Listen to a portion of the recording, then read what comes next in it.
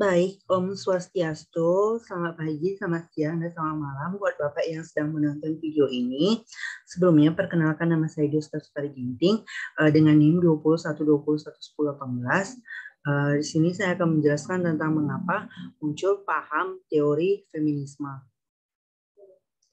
Nah, keadaan kaum feminisme dalam kultur, masyarakat, serta geliat mereka untuk mendorong, mendesak, dalam mendapatkan berbagai aspek kehidupan, inilah yang kemudian menarik untuk menguji proses dan perjuangan perempuan menjadi objek kajian. Di sinilah kemudian muncullah feminisme sebagai teori. Nah, feminisme sebagai sebuah teori gerakan sosial memiliki sejarah yang cukup panjang.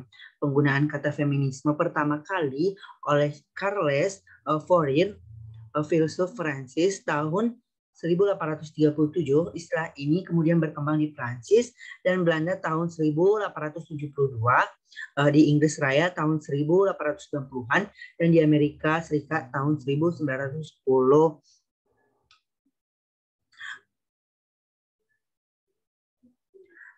Nah, feminisme sebagai suatu istilah yang dipahami secara keilmuan baru dikenal sejak awal 1970-an di Indonesia, terutama sejak tulisan-tulisan ilmiah tentang feminisme bermunculan dalam buku, jurnal-jurnal, dan surat kabar Waristo tahun 2012.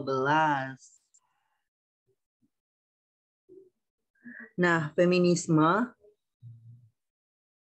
sampai dengan saat ini tulisan-tulisan ilmiah ini semakin banyak dan memberi sumbangan pengetahuan luar biasa kepada masyarakat, khususnya bagi kalangan akademik dalam pergerakan perempuan di Indonesia. Feminisme sebagai gerakan sosial memberi warna terhadap bangunan demokrasi pada masa lalu sampai sekarang dalam masyarakat Indonesia. Tulisan ini akan memaparkan ulasan penulis mengenai prinsip-prinsip teori feminisme, perkembangan feminisme di Indonesia sebagai gerakan sosial, dan isu-isu feminisme yang berkembang di Indonesia. Nah, selanjutnya itu feminisme diakui merupakan teori yang lahir karena kondisi yang mendorong munculnya gerakan feminisme adalah gerakan pembebasan perempuan dari rasisme, stereotyping, seksisme, penindasan perempuan, dan falogocentrisme. Menurut Thompson, feminisme merupakan gerakan konstruksi sosial dan bukannya gerakan kebersamaan gender, karena permasalahan yang diusung oleh feminisme mengacu pada penataan sosial, bukan biologis. Nah, selanjutnya itu bagaimana cara kerja teori feminisme dalam penerapan untuk menganalisis karya sastra.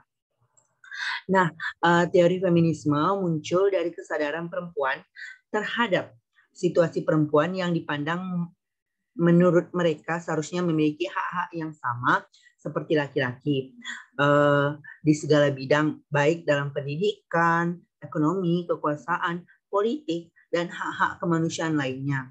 Sekarang ini sudah banyak perusahaan yang terjadi akibat teori feminisme yang digunakan sebagai alat untuk memperjuangkan hak-hak perempuan, contohnya seperti kehadiran perempuan dalam dunia politik jika bergeser ke sastra.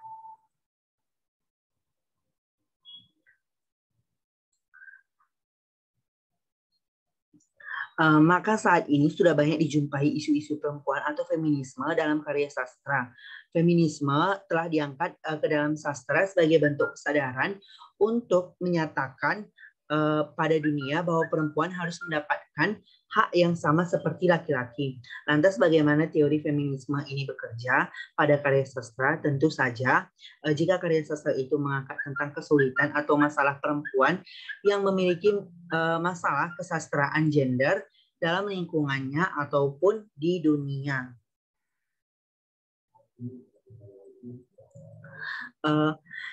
Edrawara tahun 2003 mengungkapkan bahwa dalam menganalisis karya sastra dalam kajian feminisme, yang difokuskan adalah yang pertama itu kedudukan dan peran tokoh perempuan dalam sastra.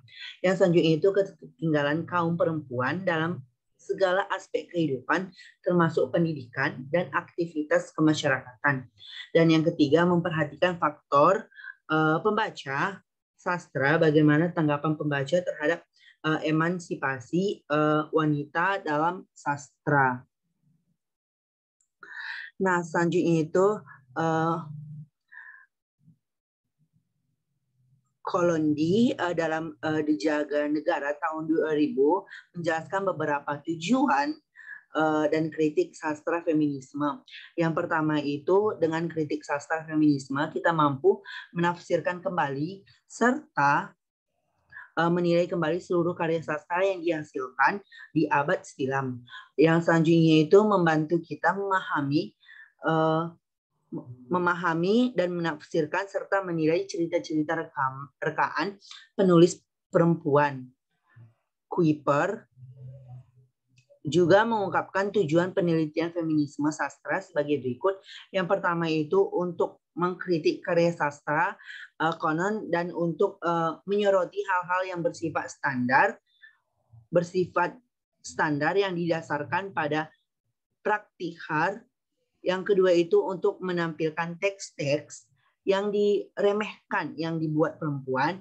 Yang ketiga itu untuk mengkokohkan sinotrik, yaitu studi teks-teks yang dipusatkan pada perempuan, dan untuk mengokohkan kanon perempuan, dan untuk mengeksplorasi konstruksi kultural dari gender dan identitas.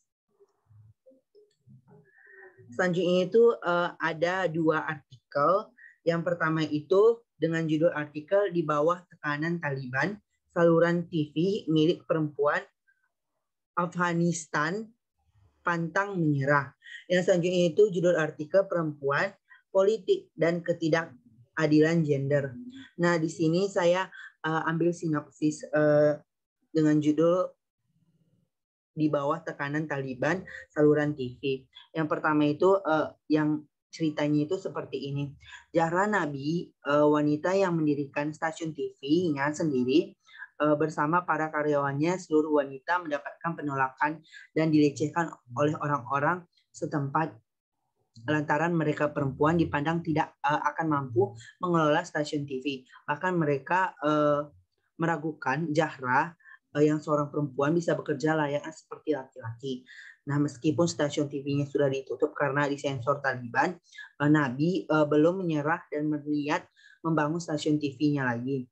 Jauh sebelum ia saat itu, suatu ketika Nabi mendapatkan perlakuan yang sangat kurang baik. Ia dilecehkan secara fisik dan luar apartemennya dan mengeluh kepada penjabat keamanan Taliban. Nabi mengatakan mereka menolak untuk menolong, kecuali dia membawa kerabat laki-laki untuk mengadukan atas namanya. Dari artikel ini menampakkan jelas bias gender yang terjadi, memperlihatkan bahwa si Afghanistan pihak perempuan dipandang sebelah mata dan laki-laki selalu dinomorsatukan dalam banyak hal, seolah-olah perempuan tidak mampu hidup dengan benar jika laki-laki tidak ada. Nah, yang artikel kedua itu dengan judul Perempuan, Politik dan Ketidakadilan Gender. Nah, kasus cuitan atau tweet yang dilakukan politikus Partai Demokrasi atau PD terhadap Rahayu Saraswati pada tahun 2020 lalu, dan kasus Bu Afifah di mana ia mengatakan telah dilecehkan oleh lawan politiknya merupakan sebagai kecil fakta dari fenomena gunung es yang terjadi dalam konteks pelecehan seksual yang dialami perempuan dan dalam dunia politik. Dominasi maskulinitas pada politik menyebabkan perempuan susah mengambil ruang untuk ikut berperan aktif. Bias gender yang terjadi tergambar sejak jelas ketika perempuan yang mencoba masuk ke dunia politik, mereka dilecehkan dan dijadikan bahan lelucon. Selain itu, perempuan dianggap tabu jika memasuki dunia politik. Artikel ini memusatkan kajiannya terhadap posisi perempuan dan bagaimana hak mereka dalam politik. Sejauh ini persaingan politik baik dari level pilkada maupun pemilihan legislatif memang dikenal sangat kerap tidak ramah bagi kekerabatan perempuan sebagai entitas yang dipersepsikan sebagai warga kelas 2. Perempuan kerap mendapatkan serangan politik lantaran identitas keperempuanan yang disandungnya. Demikianlah presentasi atau pemaparannya singkat dari saya. Bila ada kata yang kurang berkenan di hati Bapak dosen dan teman-teman semua, saya minta maaf. Sekali lagi saya minta maaf. Sekian dari saya. Terima kasih. Om Santi Santi Santi Om.